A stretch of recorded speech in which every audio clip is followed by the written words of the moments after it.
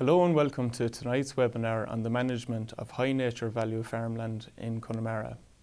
Tonight we will be looking at the management of vegetation in order for both farming and biodiversity to flourish in the area. We will be looking at the various methods deployed in Connemara in controlling bracken, rushes, Molinia and rhododendron.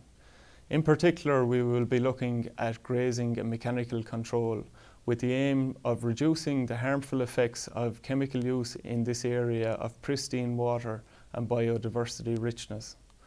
Thanks, Micheál. Hi, my name is Joanne Masterson and I'm a dry stock advisor based in the Connemara area. Upland areas can contain a wide variety of habitats, including dry heaths, wet heaths, upland grassland and blanket bog. These habitats provide the opportunity for birds, mammals and biodiversity to thrive. Upland areas also provide large areas of grazing land, primarily for hill sheep breeds. Having sheep and also certain breeds of cattle grazing on these habitats helps to improve sward quality and biodiversity in these areas.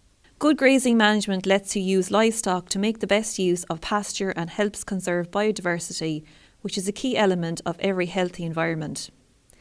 Sustainable grazing management is affected by climate, land condition, pasture quality and quantity, grazing frequency and intensity. You should consider all these factors when deciding on a grazing and pasture management. The ideal situation for farming and biodiversity is a mosaic of heather and grassland with a good distribution of heather of all ages.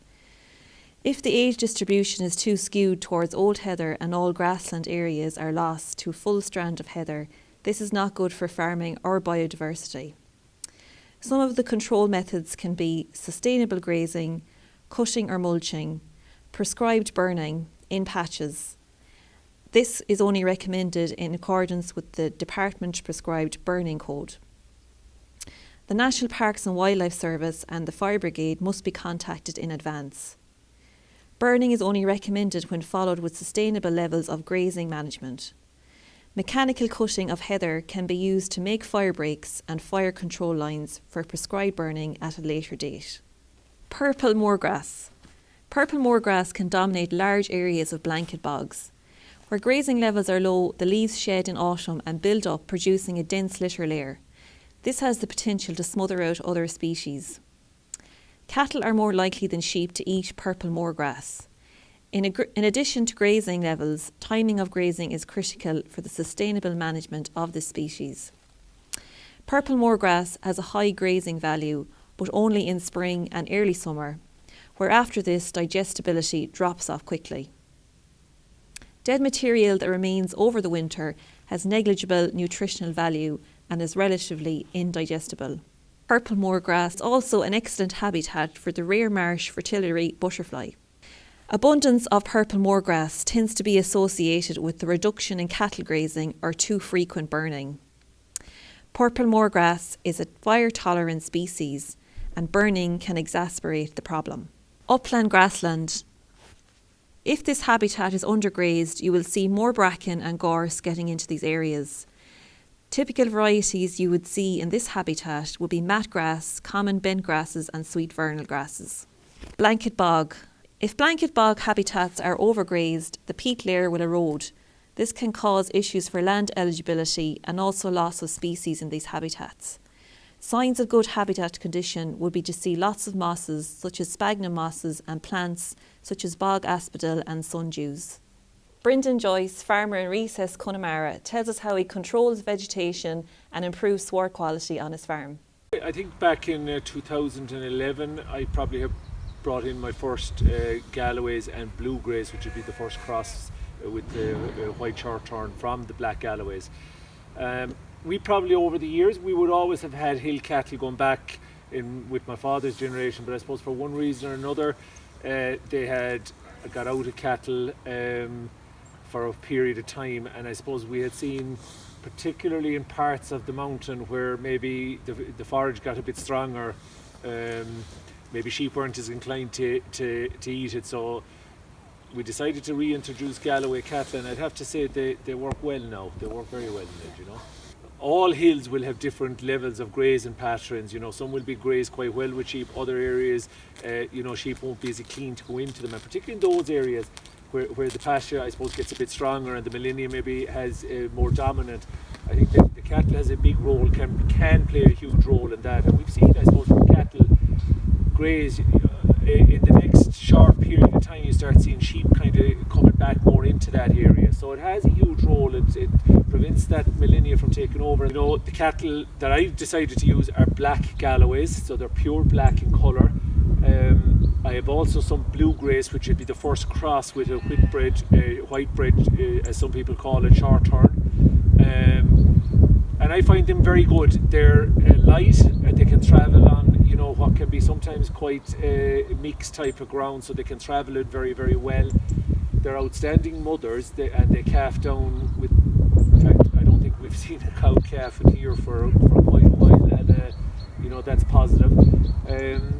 And they can make good work on the hill that they're on. They are smaller, they're slower to mature, and you know, that's something that we have to take into account. But they do a very good job on these type of rough hills. I think there's a huge biodiversity gain for starters, and you know, it needs maybe to take into account what type of farms we're on, and I think the value that the cattle have in many cases, not every case, but certainly in many cases. In our own case here, we're very happy with them. It is important to have a sustainable grazing plan in place in order to improve biodiversity and sward quality on these habitats. Avoidance of under and overgrazing these habitats is important. Mixed grazing systems may work to help to improve sward quality. Farmers need to find a management solution that is appropriate for their farm system. Later on, we will have a discussion on this topic, in particular how the management of these habitats may have an impact on land eligibility for area-based schemes. Next up is Marion Fox, who will be discussing control of bracken and will go through a number of methods to control this plant. Thanks, Joanne. Hi, I'm Marion Fox, Dry Stock Advisor, Teagasc and Rye. Bracken is a species of the fern family. It grows quickly and spreads across land through underground stems called rhizomes. Bracken control is necessary to avoid dominant monocultures, health issues as well as land eligibility issues for farmers in area-based schemes. The plant sends up large triangular fronds from a wide creeping underground rootstock of rhizomes. Bracken grows best on good drainage sites, usually on mountain slopes or upland. They emerge annually in early summer and start to die off when the first frost arrives in autumn. Ferns with no grass underneath will not be grazable by animals and therefore not eligible for BPS and other area-based schemes. Bracken harbours the early life stage of the sheep tick. Sheep tick can cause diseases such as looping ill in sheep, a disease of the nervous system, as well as Lyme disease in humans. Bracken is usually inedible to stock, but when overgrazing is an issue, stock may graze young bracken and get poisoned, and they may graze out heather, allowing the spread of bracken even more. Cutting the growing bracken with a topper or mulcher is another method, but needs to be done regularly because there will be surviving rhizomes that will grow back again. This needs to be done in spring or early summer. Burning often speeds up the spread of bracken as rhizomes are better able to withstand fire than shallow root plants. Rolling and crushing, as demonstrated in the video, or tramping by cattle can be effective in killing bracken. It helps reduce the food source by damaging the upper part of the fern before it can pass nutrients down to the rhizomes. This needs to be done in spring and early summer also. Spraying is an effective method as well, using a spray called Azilox, if applied in July or August. However, it has only been available by emergency approval the past few years for the control of bracken in upland areas. Glyphosate is another non-selective herbicide that kills all plants it contacts. It may be used with a weed wiper to target bracken in early summer. Soil fertility. Bracken prefers an acidic soil, but it also can grow on high pH soils. Improving soil fertility on suitable soils will help to increase grass growth, which will compete better with the bracken. We will now look at a video of John O'Toole and the method he uses to control bracken in his farm and why it is important. John O'Toole is the head chef in Kylemore Abbey. as well as running an organic farm where he keeps Clyn and Scottish blackface sheep as well as Dexter cattle. Part of John's farm is an island, Freagillan, less than 1 kilometre off the Galway coast. Over the years, Bracken has taken over much of the island, outcompeting grass and reducing the amount of stock the island can hold. John decided to do some research on Bracken control, and being an organic farmer, pesticides were not an option. John takes up the story. The farming system we have here is handed down from my father. It's half on the mainland and half on this island over here, Freagillan Island. The island behind Freagillan is Inishboffin, and the one after that is America. And we farm blackface sheep on the island, and we farm Dexter cattle on the mainland. Well, obviously being in organic farming, you can't use any chemicals, or you also don't use any fertilisers, only farm-made manure. So control the weeds, the docks, the rushes, the bracken, the gorse, everything we have here. We cut a lot. For rushes, we cut every field at least twice a year. We use the Alamore in the farm around the edges, and we use a tractor, a quad in the middle to control the weeds. We don't use any chemicals, especially we don't want to use chemicals near the river or near the drains. So we go around the whole edges with this, and as you can see in this field there's quite a lot of rushes. Before we started controlling the rushes with this Alamore and the topper and the tractor, we had a lot more rushes and they were a lot thicker. At least now the grass is growing up through the rushes and there's more grazing being able to be done here. And for the main problem we have on the island out here is the bracken.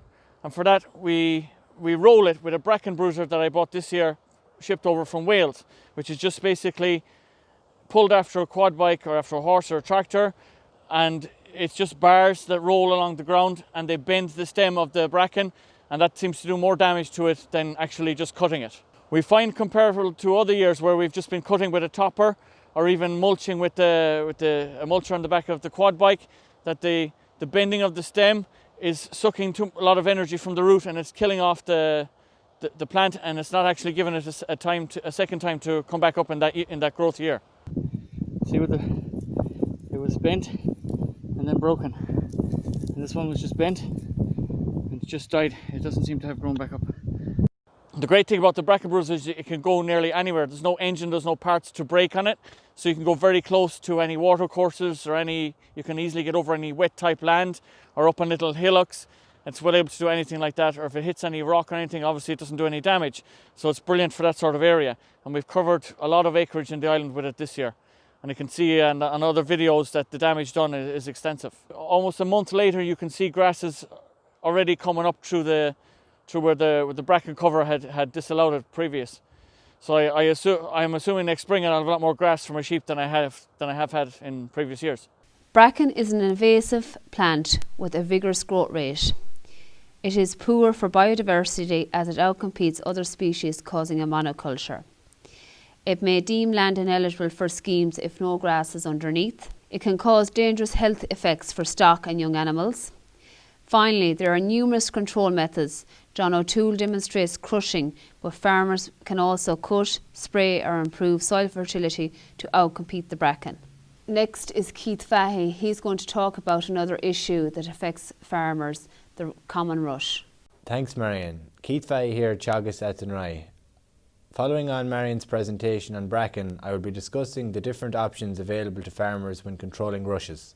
The soft rush is the most common type of rush in Ireland. Rushes have a tough outer cuticle layer which makes them hardy and unpalatable, thus making them tough vegetation to control. Rushes can be an issue in terms of eligibility for schemes such as the Basic Payment Scheme. Good management practices such as tight grazing to create a good thick dense sward, soil sampling, liming, draining and fertilising can all help improve grass growth, thus reducing the ability of rushes to develop. Some of the ideal conditions for rushes include high rainfall, acidic soils, poor P&K, poaching and poor drainage. We often see rushes in areas especially along the west coast where we receive high levels of rainfall. This can create damp conditions which are ideal for the rushes to thrive. Poaching by heavy cattle and tracking by machinery can also create ideal conditions, as this creates an open sward and allows light to the rush plant and seeds, allowing rushes to outcompete with grass. Poor drainage is also an issue, and where soils are waterlogged, this creates a colder soil where grass will be over-dominated by rushes. There are a number of reasons why we need to control rushes. Some of these include eligibility, for schemes such as BPS, GLAS, etc., controlling grazing areas, better grass utilisation, and for biodiversity. There are many methods of controlling rushes.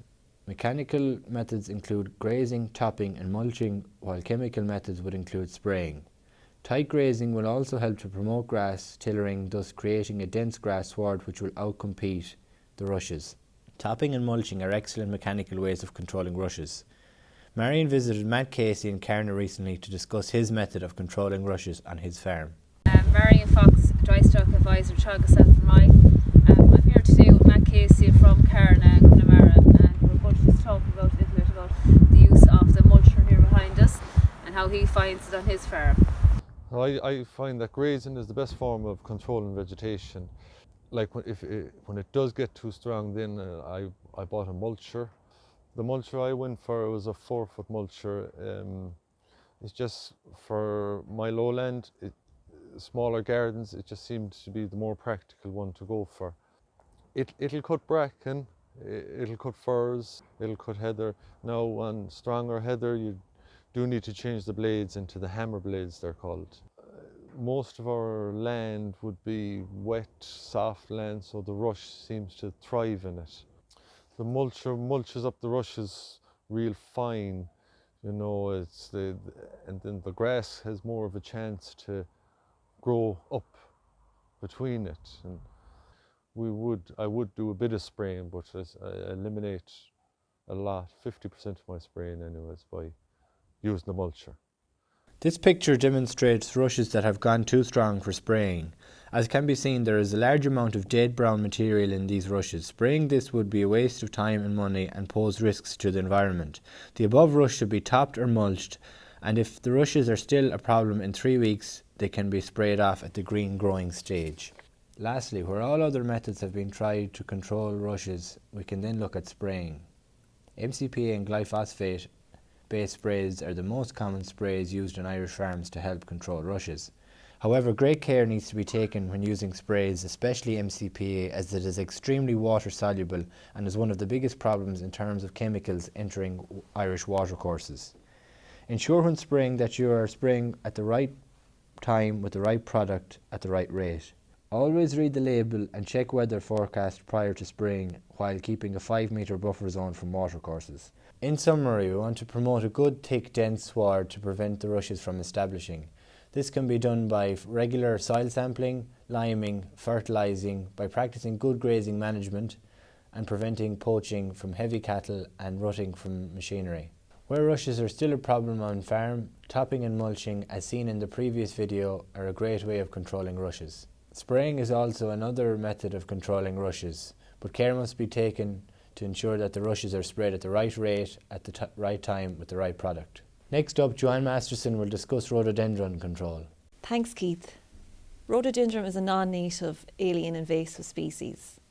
Since its introduction in the 18th century, it has escaped into the wild and is particularly invasive in the west, northwest and southwest of the country. It can take over a range of habitats, which includes grassland, woodlands, agricultural lands along rivers and roadways, and can have land eligibility issues for area-based schemes. Cathy Connolly, who is the ecologist in the North Connemara locally led agri-environmental scheme, tells us more about the characteristics of the plant. So the Rhododendron ponticum, which is the type of rhododendron that is growing wild now in Connemara, is an alien invasive species, which means that it's not native to Ireland and it also grows out of sync with other native plants in the area. So the rhododendron was first introduced to Ireland in the 18th and 19th centuries into gardens. It has since escaped from those gardens and is slowly taking over vast areas of land in Connemara. It's a woody species which has a preference for acidic soils and mild damp climates, which is exactly what we have in Connemara. The danger with rhododendron is that because it has great big waxy leaves, it blocks out light to the ground, which means that ground flora can't grow, and it then prevents other species from growing in the area. So it it's very dangerous for any habitat that it's in. It seeds in around December every year, and each plant can produce up to 1 million seeds, which can spread up to 1 kilometre away from the parent plant.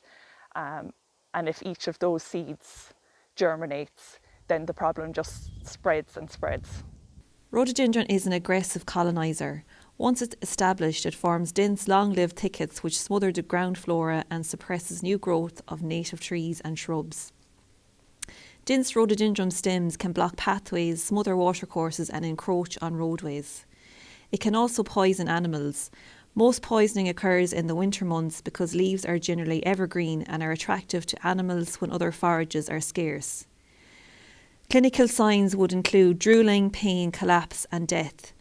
The outcome depends on how much poisonous plant has been ingested.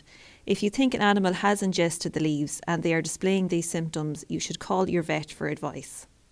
Rhododendron can be controlled by improvement in soil fertility, cutting and use of minimal amounts of herbicides by use of the following procedures: stem treatment, stem and plant-based treatment, direct stump treatment.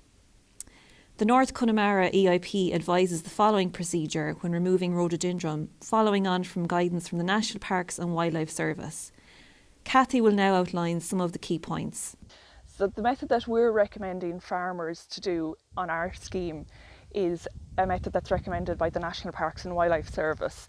It's non-invasive in that the plant doesn't have to be cut down, and we're using minimal amounts of herbicide to control it.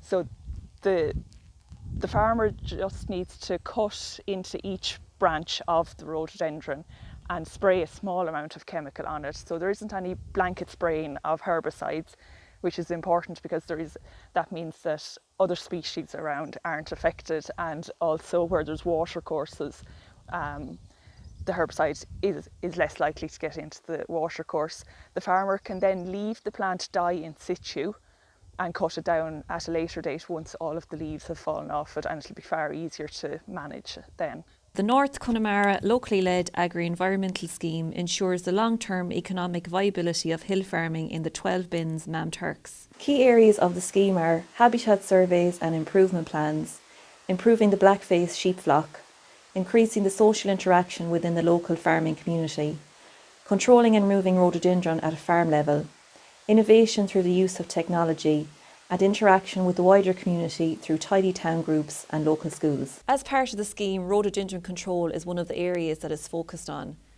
Joseph Mannion, the project manager of the scheme, tells us more. Yeah, well, the North Connemara scheme is a new European innovation partnership from the Department of Agriculture. That's who's funding it. The scheme itself is being administered by Form Connemara CLG, based in Connemara. At the start of the scheme, we got the farmers who had rhododendron growing on their lands to express an interest in controlling that and removing it from their farm. From that then, in this year in 2020, we've brought a number of farmers on board, giving them one-to-one training with how best to remove it, based on the National Parks and Wildlife Service's methods. Well, I think that something like this has to be in schemes going forward anyway. The biggest thing we're looking at for our scheme is to spread the awareness. We're only a short scheme, only 3 years. So the more awareness we can spread of the problem of rhododendron and different invasive species, the better. That's why we're having so much spread around our social media pages, and working, as I said, with the tidy towns and working with the farmers themselves. They're going to be the biggest tool of removing the plant from their own farms. The farmers themselves need to be involved in this kind of initiative, because they're the ones that they're the ones that know where it's growing on their farm, and they're the ones that will be controlling it going forward. Rhododendron can take over a range of habitats and cause land eligibility issues for area-based schemes. It can outcompete other plants. It's not palatable to animals and can cause poisoning. A control programme can help with the spread of the plant, but it needs to be persistent. Schemes such as the North Connemara EIP will help to train farmers in the area of control and treatment of this invasive species. So I'm joined now by our panel of Marion, Keith and Joanne, and we're just going to go through a few questions to clarify some of the key points that came up or were highlighted in the presentations earlier. Going to start off by asking Joanne, how should farmers graze their hills? So I suppose it's important to point out that grazing management is going to be farm specific. So what works for one farm isn't going to work for another farm. I suppose in most cases sheep will graze the mountain to a sustainable level, but in certain cases you can use cattle to get into areas that has got a bit stronger than it should be and that sheep are avoiding. It's not going to be a one size fits all approach, and farmers are going to have to decide what's the grazing plan suitable for their hill. So we hear a lot about sustainable stocking levels, but what are the indicators for the farmer on the ground that they are actually getting the grazing balance right on the hill? So I suppose you just need to be mindful that you don't overgraze or undergraze hill areas. So if we take firstly undergrazing, you might see signs of heathers getting stronger, the Molinia getting stronger, and also scrub might start to encroach in these areas. Also the sward quality is going to be affected. Also it might have an effect on land eligibility, so it could have an impact on area-based schemes. So if we look at the overgrazing, then you might see signs of poaching and also soil erosion, which again would have effects on land eligibility as well. And we see farmers are supplementing livestock on the hills. Can you tell me some of the risks that are associated with this? What you'd be trying to avoid in cases where you are supplementing is overgrazing or keeping stock in an area for a particular time. So if sheep, for example, get used to being fed in certain areas, they'll start to gather there more often and wait around and start to graze and poach it. So you really need to, I suppose, move around your supplementation areas and try to get sheep to graze in other parts of the hill. Thanks, Joanne. I'm going to turn over to Marion now. In your presentation you outlined a number of different control methods. Obviously, look, we've a range of different landscapes, you have steep slopes to contend with, you have varying levels of encroachment. From your experience on the ground in Connemara, what have you seen to work?